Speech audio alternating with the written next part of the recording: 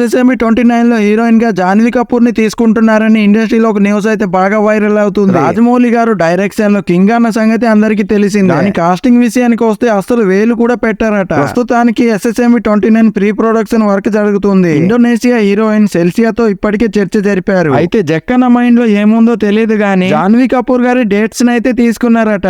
African forest బయోగ్రాఫ్ లో వచ్చే సినిమాలో హీరోయిన్ గా ఎంతమంది జక్కన్న పెడతాడో ఏమో. మీలో ఎంతమందికి జాన్వీ కపూర్ గారి మీద క్రష్ ఉందో ప్లీజ్ కామెంట్ చేయండి. ఊరికనే తెలుసుకుందామని.